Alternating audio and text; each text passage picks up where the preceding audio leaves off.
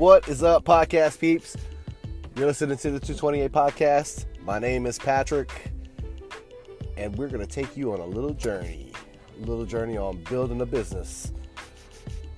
Going slowly, as you might expect. These things do take time. This week, however, beginning of the week, I did something for my sweetheart and detailed her car with the products and knowledge that I have right now. So basically what I'm trying to do, and I did with my car, is I'm trying to time out how long it takes to wash the car, dry the car, decon the car, and clay bar the car, and then apply some kind of protectant, sealant, wax, just how that whole process is going to set up. Now, you have to keep in mind that I don't quite have everything that I need, like a pressure washer, foam cannon, the appropriate drying aids, which I think that'll be my next investment, is buying some big microfiber towels to dry off the car with. Right now, I'm not going to tell you what I have because you're going to be embarrassed or, telling me that, hey, you're going to scratch up the paint more because I already know what I'm doing. But yeah, that'll probably be my next investment, is getting some big microfiber towels, probably from luxurymicrofiber.com or luxurymicrofiberstore.com. That's the handle that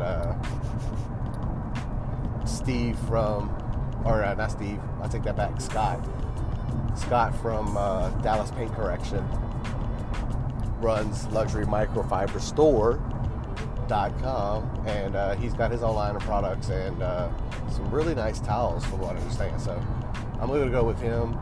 He's got some big microfiber towels, heavy. I think they're 500 GSM towels. So I think I'm going to go with that. But on the discovery of how to put the processes in place on actually how to detail a car and time out the time it takes me to do that. And with my car, it took me a little longer, I think, but on average it's probably going to be the same amount. So to do the wheels, or clean the wheels thoroughly, rinse the car, wash the car, spray the car off, dry the car, decontaminate the car with an iron fallout remover, spray the car down, pull it inside so it's not in direct sunlight, pull it in the garage, and totally clay bar the car, wipe that off, then use I've been using Meguiar's Quick Wax just to have some kind of protectant, and I'll talk a little bit more about that part in a minute. But all in all, for both cars, it took me about 4 hours to get around these cars. I'm sure that in time things will go faster, especially with a pressure washer. That'll blow a lot of stuff off the car. Next time around, I probably won't need to decontaminate the car or clay bar it, since the paint is smooth now. It really feels good, except that we got spring happening early down here in South Mississippi, so we got a lot of pollen falling on the ground. So it is what it is. We've got some rain coming this week, so what I want to do hopefully tomorrow is get out, wash the car again, and my friends at Hydrosilix, I was able to get 2 sample packs to use on the car. So expect an update and a review on each product either in written form or in a podcast, on this podcast, or 228.com/media, and you'll see a product review there. But my point is, it took me 4 hours to do each car. And it's pretty much the basic steps to prep the car for some paint enhancement. I'm not going to call it paint correction, because whoa, holy moly. Are you kidding me? Whoa, almost got me. Whoa, that was crazy. This guy was backing up on the on-ramp. Holy, wow. Well, that was scary. Anyway, it took me 4 hours to get around on both these cars. So, in essence, this process of washing the car, claying the car, is pretty much the initial prep to maybe a all-in-one, or they call it an AOI, an all-in-one, which has power to flatten out the clear coat, or take out some of the swirl marks, some of the spider webbing that's on the car already, and give it a good shine. Or maybe a two-step paint enhancement where you compound the car with a machine, and you get as much as of the swirls and spider webbing that's on the clear coat off the clear coat. And once you do that and you finish out as clean as possible with the compound, then you go into your polish, which is a very ultra fine polish with a foam pad, and polish the paint. So this is like a precursor to that, and then you would, after that, apply your wax or sealant or ceramic coatings to the car. So doing this, I'm putting this process in place, and I'm really starting to try to lock down how long it takes me to do this, and how much of the products am I using. So I'm trying to gauge what's being used when and where, and on top of that, with pricing being in mind, what to charge a customer to get those products done, how much of my time is happening. And it kind of brought me to a couple points that I wanted to kind of share with you in my thoughts, but we'll go into that after these messages.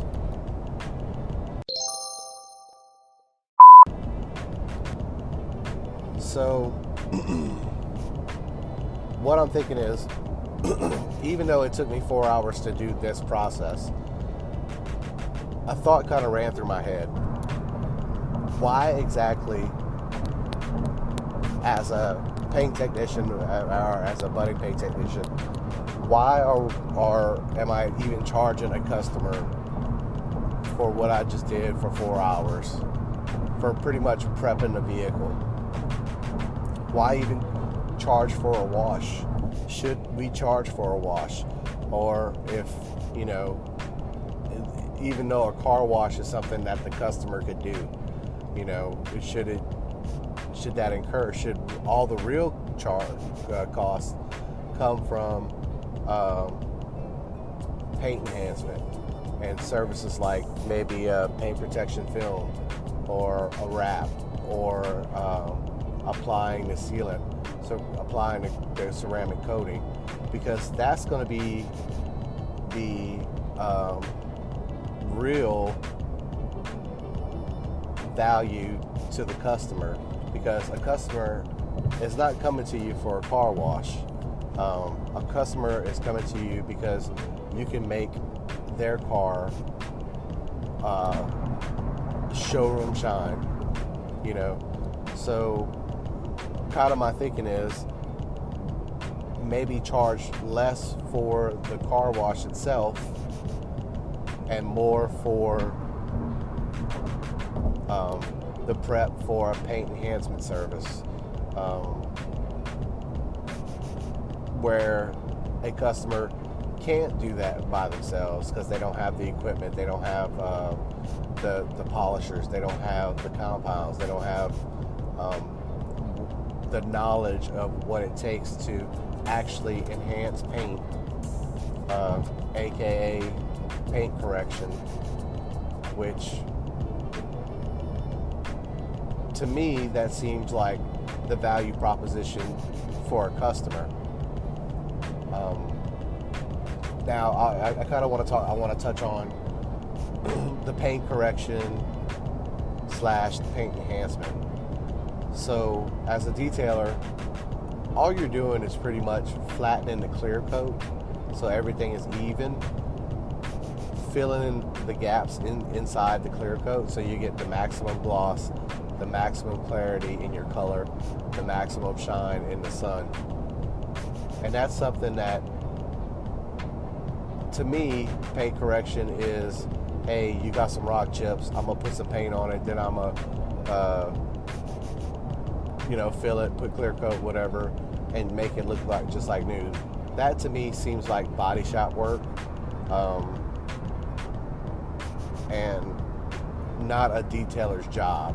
A detailer's job is to make your car look showroom ready, look extremely fine, high gloss, high depth of color, high clarity, and actually know what it takes to protect the car's paint, protect the glass, protect the plastic trim on a car, and offer that as the value proposition to a customer. Why would you charge a customer something that they can do on their own? And even though, I mean, you look, a normal hobbyist on his day off, an enthusiast, could do this stuff, you know? Why charge them other than saving them time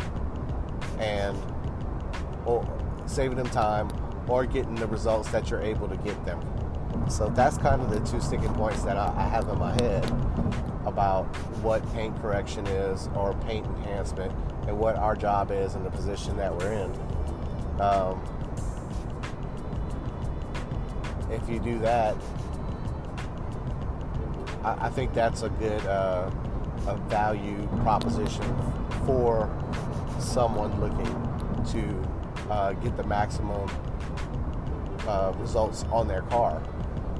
Now, the next thing is products. What products are you using, and how much you value your time? Because if you were to sell someone on a enhancement package and a coating,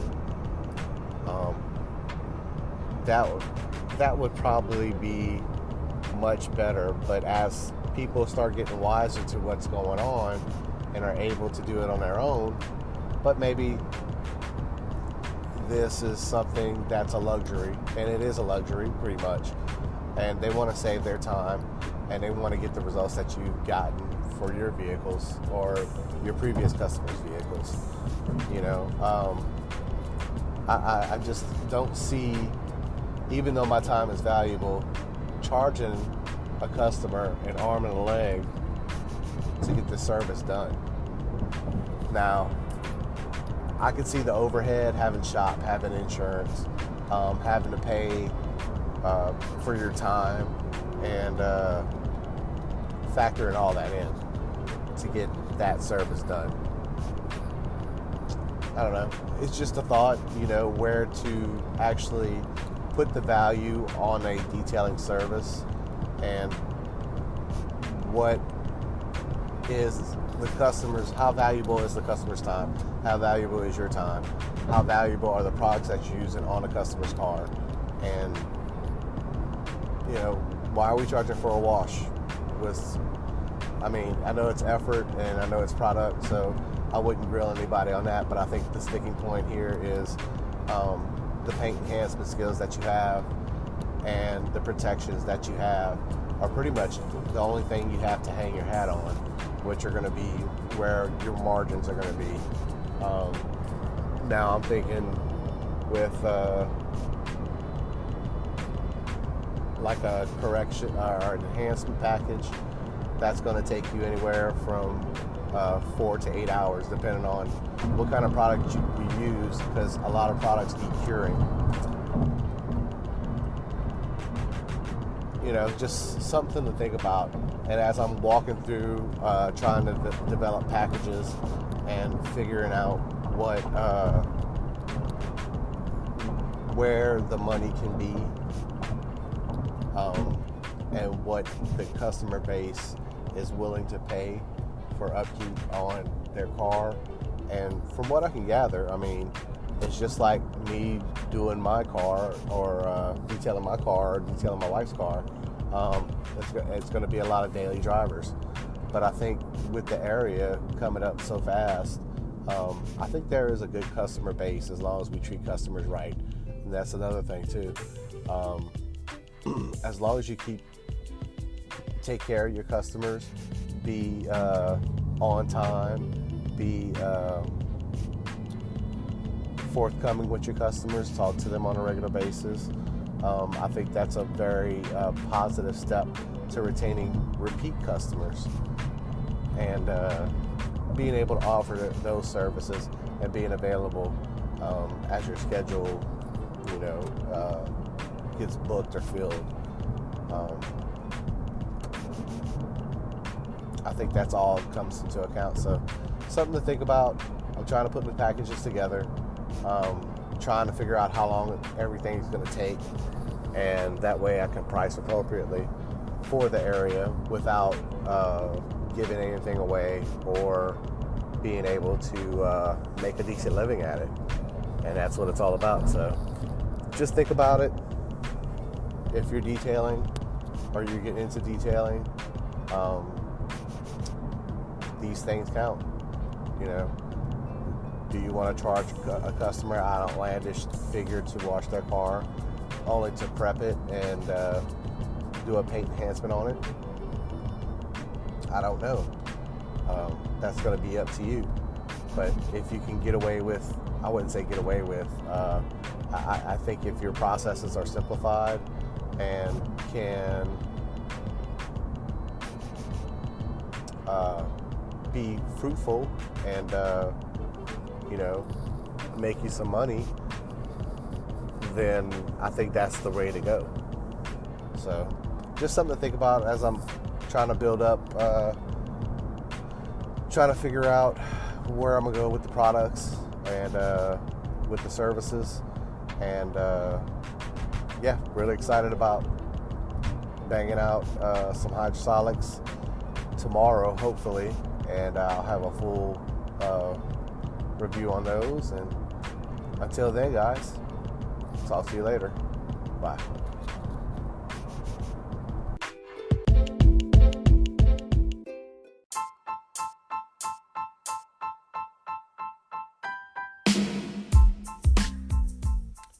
Hey, podcast listener. Thank you for your time in listening to this podcast episode. Please leave a review on whatever platform that you listen to this podcast on. The feedback will greatly help us develop a better podcast. Also, visit the website, 228.com. That's TWOTWENTY, the number 8.com. Talk to you soon. Bye-bye. The podcast you just heard was made using Anchor. Ever thought about making your own podcast? Anchor makes it really easy for anyone to get started. It's a one-stop shop for recording, hosting, and distributing podcasts. Best of all, it's 100% free. Sign up now at anchor.fm/new. That's anchor.fm/new to get started.